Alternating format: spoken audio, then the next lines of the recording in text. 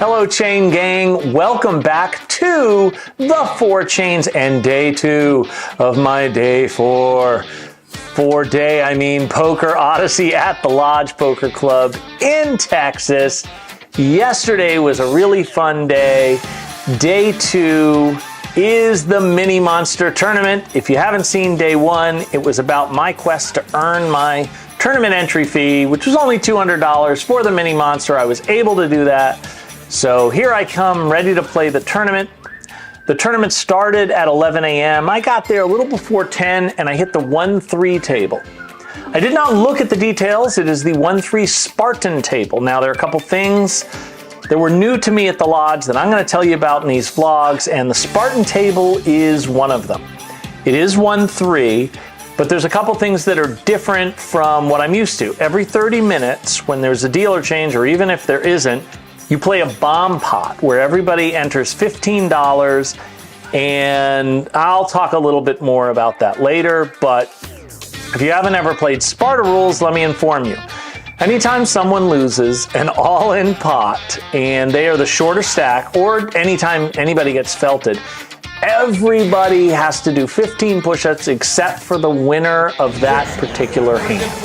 And I was at a loose table. I was there only an hour, and I had to do 60 push-ups. It would have been 75 if I hadn't been the winner of one of those hands.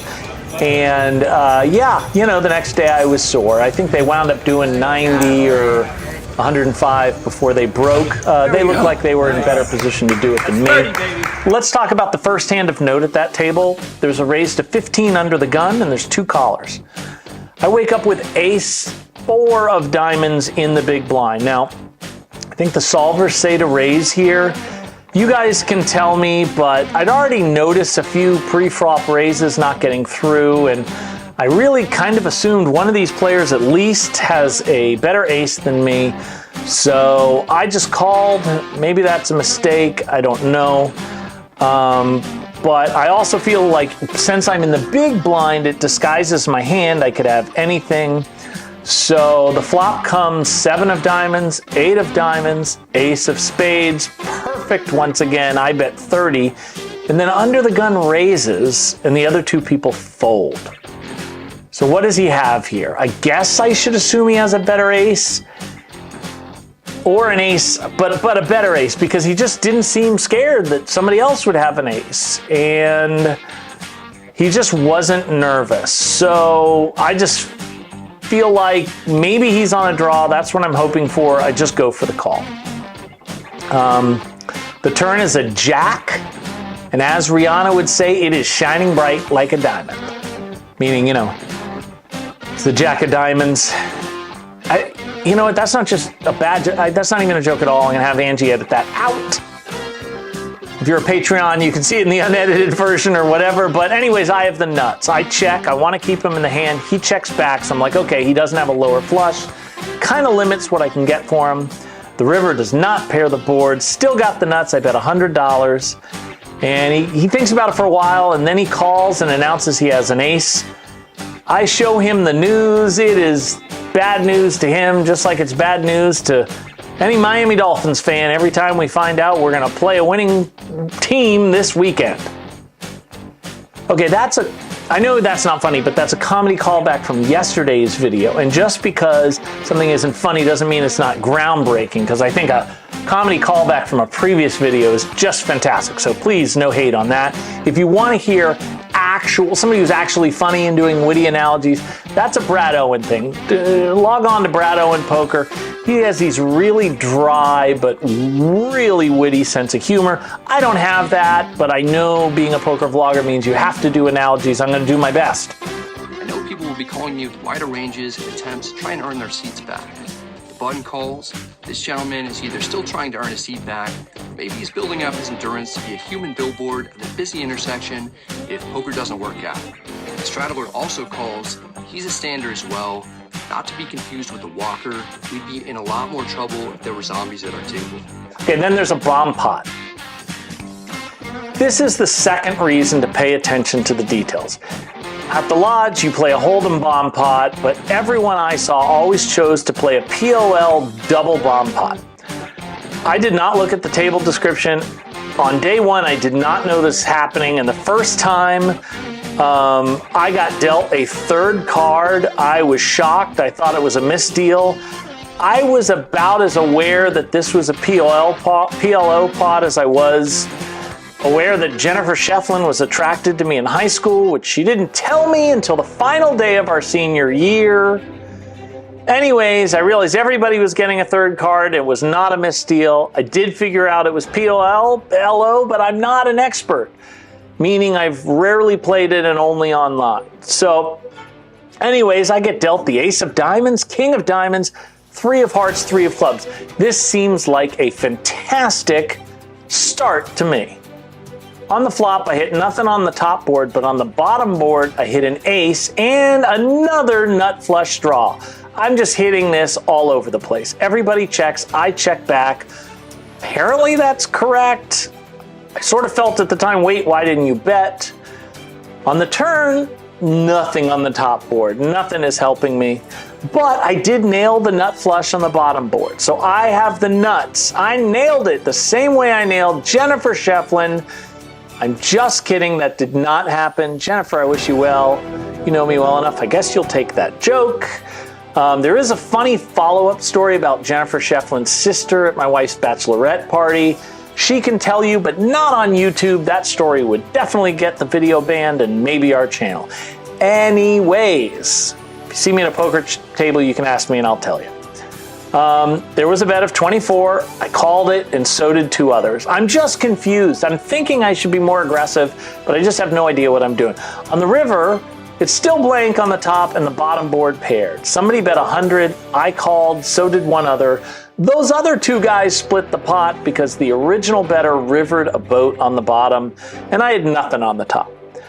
The nice gentleman next to me, he was surprised I called the 100, and his opinion was that in these situations, if you have no chance on one of the boards, you should only be in if you have the nuts on the bottom board. I did have the nuts on the turn, but not on the river. Did that guy give me good advice? I don't know. You'll see a bunch more bomb pots on these vlogs coming up. Anyway, I moved to the tournament. I had some extra cash. I left that 1 hour session up, and then a weird thing happened. I did not get dealt a pocket pair or an individual card over 8 for the first 21 minutes and 1 second. When I finally got, and the reason why I know that is when I finally got King 8 offsuit, which looked like a monster, I took a picture of the clock. It is just a bizarre run and almost mathematically impossible. During that period of time with no cards above 8 or a pair, I did get a 6-7 of diamonds and I wound up winning that hat, but that was the only one I could play. This brings me to a debate I would like you to weigh in on. It's something I thought about a lot. People talk about bad beats, of course, but when they talk about a bad poker session in general, normally they're talking about being card dead. The number one complaint is being card dead. Is that your barometer? Because I can survive being card dead. Is it worse when you are actually getting good hands and somebody else has better hands? Yeah, it sucks to look down at deuce 3 or deuce 7 off, but in my opinion, that is better than looking down at kings and somebody else has aces. So that leads me to this hand in the tournament, which is a good example of this. It's folded to the small blind. He bet 600. I look down the big blind with King 8 of hearts. So now my King 8 is suited. This is like aces to me. I call, and the flop comes 8 of spades, Jack of hearts, deuce of hearts. This is just going to be the story of my trip. My flopping a pair and a flush draw. It's great. The small blind checks, and you know, I don't think he would do that with like a set of deuces or 8s. So I'm really only worried about him having a better king here, and I'm hoping he's just on a smaller flush draw, and I'm hoping he hits it. I bet $800 and he calls. The turn is the 9 of hearts. He moves all in. I'm overjoyed. I have the second nuts. What's better than that? I snap call, and he says, I got the nuts, buddy, and he turns over ace 5 of hearts. The river's a meaningless queen, and just like that, my tournament is done. I just took a giant dump. I mean, both in the tourney and in the spacious men's room at the back of the Lodge Poker Club. And then I head back to cash, and I was happy to get back to cash, and I had reason to be. I went on a sun run. Man, I love sun runs. Okay, let's get into the hands. First hand of note, I'm dealt pocket aces on the button. Weapons of mass destruction, bullets, whatever you want to call them. There's a raise to 10. Somebody calls that raise. Of course, I bump it up to $40. The big blind calls, and so does one of the other callers. The flop comes 9, 5, deuce, rainbow. The big blind checks. The initial raiser bets 100. Maybe he has a set, but I'm certainly not folding. I call, and the big blind folds. Okay, let me tell you something about solvers here. Solvers are incredible. You should study them. But ever since like GTO came out and solver tables started getting talked about, I heard a lot less talk about reads. Not entirely eliminated reads, but I heard a lot. That's fine for internet poker, but I feel like if a math formula causes you to ignore a solid read, the only thing you're actually going to solve is what you do with your excess money, because you're just not going to have the excess money. In this case, I had a firm read. He's got something, but nothing great, and all my actions followed that. The turn came a queen. He checks. I'm trying to keep him in the hand, but I want to build the pot. I bet $100. I'm hoping he calls. He does. The river comes a 3, and he checks again. He seems frustrated. I bet $150, and he tanks, and he says, I'm supposed to call here, but I think you have me beat. There's a pause, and then he says, all right, I call because I have to know if I at least had you on the flop. He turns over king 9 suited. So that means he assumed I hit that queen on the turn, and he was hoping to get a king on the river or another 9 or something and pass me. I showed him the aces. I show when people ask. He seems relieved. People, I guess, I don't know. It's weird when people are relieved when they lose, but I think he was just kicking himself like he could have gotten me to fold on the flop, and now he knows I couldn't, so he was glad. Okay, not all the hands were great in the sun run. There's another bomb pot, and I wind up, it's different. He says when you had nothing on the top. I wound up having a full house on the top and the bottom, and I did not even get a split. So yeah, you've really got to have a strong hand in these bomb pots. The next hand, there's a raise and a re-raise all in. I've got him covered, and I also have kings, so I move all in, and the original raiser folds. The first raiser has ace queen off, and my kings hold, so I take it, and I abbreviated that hand so we could get to the hand of the night and still make it in time. I'm facing a raise of $15 and a call, and I look down at ace 10 of diamonds in the big blind. This I do believe is a re-raise. I re-raised to $55. The original raiser folds, and the caller in the hijack calls. The flop comes ace 10 of spades and jack of diamonds. I have 2 pair, and I bet $110. The villain goes into the tank, and he calls. I'm guessing he is on a spade draw. But what do you think he has? Tell me in the comments. The turn comes a 4 of clubs, and I bet $130. I know that bet makes no sense, but it was just one of these split-second things where he had struggled to call the 110. I think I'm good. I want to get more money in, but I don't want to fold. This guy tanks. He tanks for even longer, but then he goes all in, and now I'm completely confused. Normally, I feel like I do a really good job dissecting hands, but now I'm lost. I ask how much more, and I try to figure out the chances. This is a nervous spade draw, and the dealer informs me it's $190 more. Now, he was sitting in a position where I just should have known that, but didn't. And obviously now I have to call. So I do. He turns over ace jack for a better 2 pair. I have no clue why he was tanking other than being afraid I had pocket 10s. I started counting my chips to pay him, and the river comes a 10. Miracle 10.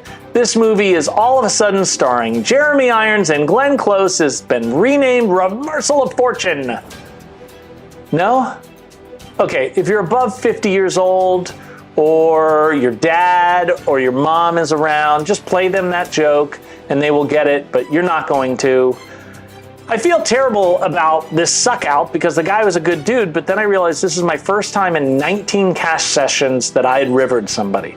That's also a statistical improbability, but eventually I was going to, so I'll just take the hand. After this hand, I had a chance to speak with the great Brad Owen. I wish I could tell you now what we spoke about, but I promise I will as soon as I get the green light. I can just say this. I was really touched by Brad's relationship with his dad. They used to go to 49ers games together. And, you know, I'm a Dolphins fan, but I do have some valuable 49ers cards. One's of Joe Montana, one's of Jerry Rice. And then I actually have what at one point was the rarest Steve Young card out there because it was given only to NFL Players Association employees and the NFL players at the Pro Bowl. It was part of their swag bag. My sister used to work for the NFLPA. So I just realized these cards, I was eventually going to sell them, but they would definitely mean more to Brad than they would to me. So I gifted them. And Brad was just awesome about it. I think there's a reason why people are always giving Brad gifts at meetup games and shit.